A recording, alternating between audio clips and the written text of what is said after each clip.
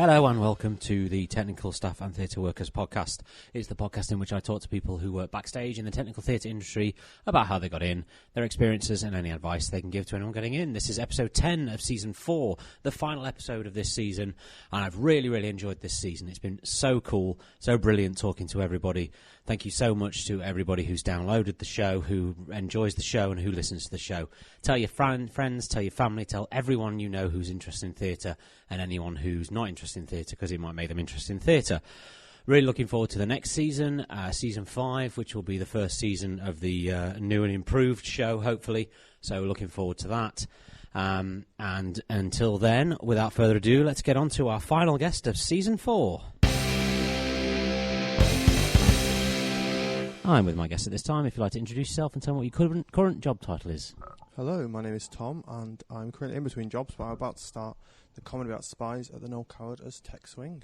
Excellent. And how did you get into theatre? I got into theatre mainly through Deppin, but when I was a kid, I was always obsessed with theatre. Like, we used to go to all the regional shows at the Manchester Opera House, Palace. I think my favourite was like Sister Act, Climb Over the Mountain. Not in that one. In my brain is frozen. It's the Sound of Music. Yeah, I remember it was such a fun show. But she'd walk up the mountain and then her head would get chopped off. Oh, brilliant. The sightlines weren't great. Oh, right, okay. So yeah, that was always fun. And then in college, I did more stuff. Sorry, my brain's gone blank. It's okay. What did you do at college? I did theatre production arts, where we did a mixture of all sorts. We did lighting, sound, even did front of house, graphic design. Excellent. So did you go into the theatre as a youngster and then going into college, did you ever have aspirations of being on stage, or was it always the backstage that interested you?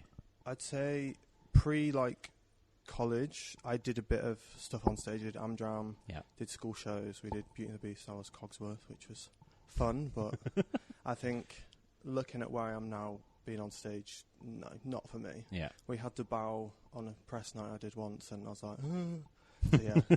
Just a bow. I don't think I want to, that was not for me. So yeah, I did lighting, sound, everything at college, and then looked at what do I want to do next, looked at different drama schools, ended up moving to London and going to Mount View and Peckham. Oh, excellent. And what did you do at Mount View? I studied stage management, which is weird because I've done a lot of sound since then. Right. But yeah, I started off doing stage management, then COVID hit second year, which was definitely fun. Yeah, different. Yeah, I think they did the best they could at the time, but doing virtual shows where we had to play a video and then pause it and go, oh, we've had a show stop, why? What are we going to do? Put it in the chat. I've never knew that happened. Yeah, it was definitely interesting, but it made it work. And then third year we started to get back in. We did social distance shows, which fun. Every time we did a stop, and in tech we have to wipe everything down. It was definitely interesting. Yes, it's certainly a different way of looking at it. But I suppose if you can deal with that, you can deal with pretty much anything. Yeah, definitely. And so you've done a lot of sound. So what kind of led you from the stage management into sound? So when I left Mount View, COVID was still around. I think shows did start to open, but not majorly. So I was kind of like, what do I want to do? Am I going to be able to get a job? And I applied for a job at a school in Hammersmith on a whim. I ended up working there for 2 years. Right, fair enough. It was fun. I think I learnt a lot. I didn't expect to stay that long, but it happened. You never do. So I looked after events around the school, but not in the theatre because they had their own people.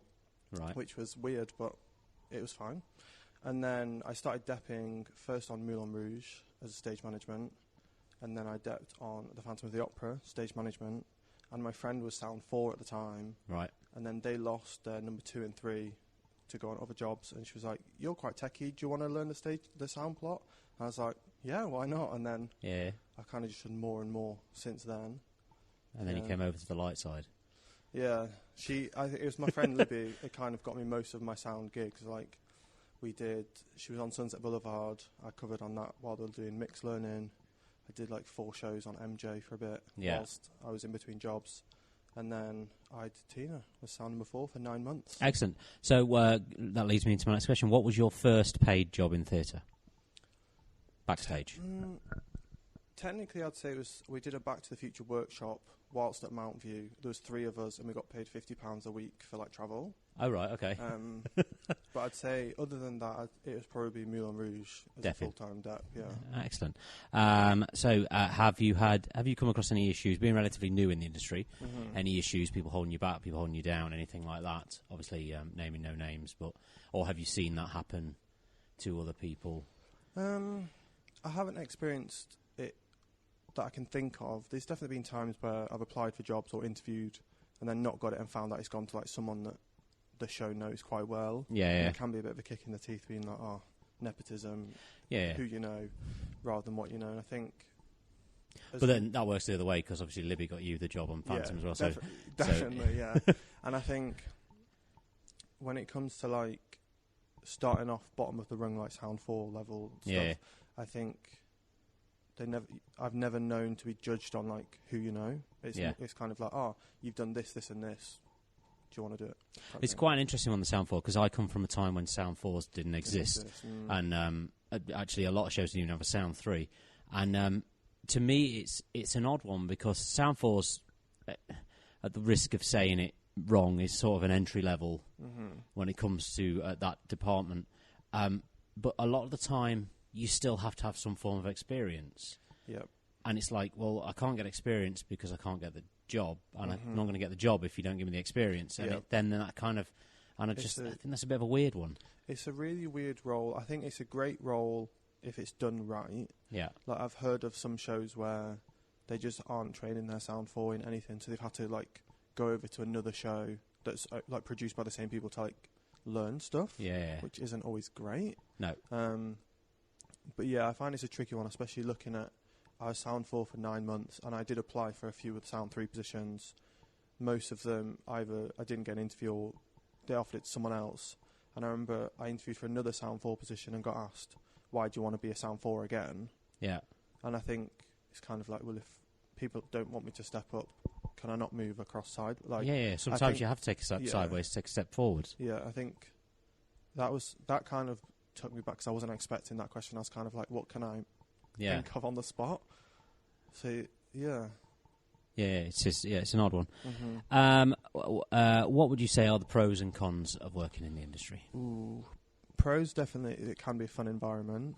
I think I've seen some bonkers stuff. I always keep notes on my phone of, like, to tell people if I ever, like, I'm at a party, I need to tell them fun things I've seen backstage.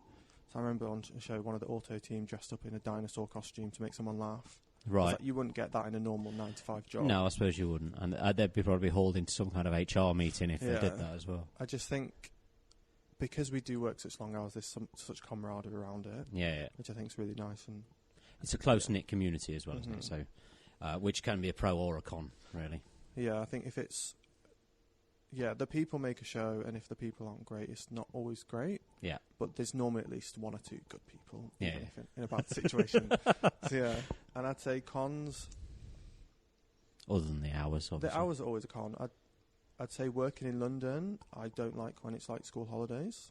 Right, okay. Because it's busy. It can be busy. Yeah. Especially like Christmas times. Yeah, it's not for me. It's horrible, isn't it? So that would be a con, I'd say. But you're from around Manchester, right? So, yeah, originally. So, I mean, it must be more or less the same as Manchester. I guess so. I didn't go... other than going to the theatre, we didn't go to Manchester that often. Right, okay. Because I'm from like a smaller town. But I think since moving to London, like Peckham is very much the same as Central London on a busy day all the time. It's mental. So I think that gave me a good grounding in speed walking around people. But it can be quite...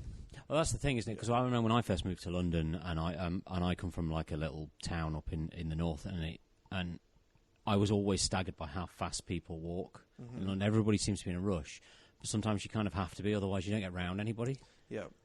It's the big groups that walk really slow. Yeah, or just stop randomly in front of you. Mm-hmm. Excellent. What would you say is a common misconception for anybody who's trying to get into the industry? So when new people get in the industry, what do you see that they think it might be that it isn't? I would say that, like, I get a lot on social media where people say, oh, your job looks so fun, it must be like the best thing ever. And I guess a misconception people might have is that it's always fun and it's always like the best time, because it can be. Yeah. But like, we all have days where it's well, you don't want to be here. Yeah. And I think that's definitely like cast change is normally hell because you don't go home, or you go home to sleep and come back. Yeah. So I'd say just knowing that it can be really fun, but it's not always fun. Yeah, and we also, leading on from that one, we also say that a lot of the time people come in, if they're coming backstage to do work experience or anything, they see that you've got a camaraderie, like you said, you've got having a bit of a laugh, but what they don't see is the work that you have to put in to get to that 100%. Point. You really have to work hard to get to the point where you can relax a bit and have a bit of a jolly. I remember when I started depping, it can be quite like overwhelming when you like go into the office and they're all like bantering with each other and you kind of just sat there like the odd one out. Yeah. And I think that's it's quite hard to know like when to interject it. Yeah, absolutely. Yeah, definitely. What advice would you give to anybody who's trying to get in? I'd say it's quite boring, but just get experience, like whether it's depping, Amdram, work experience, shadowing. But when you do get that, be a nice person and ask questions, show that you're keen. Because I remember like I've had people shadowing me where they haven't said one word to me, or like do a new dep, and I'm like, do you want to be here? Like, I think showing that you want to be here and that you've got the attitude to like do it 8 shows a week means a lot. Yeah, that's the thing. We have people sometimes who come in and you say, have you got any questions? No, I'm all good.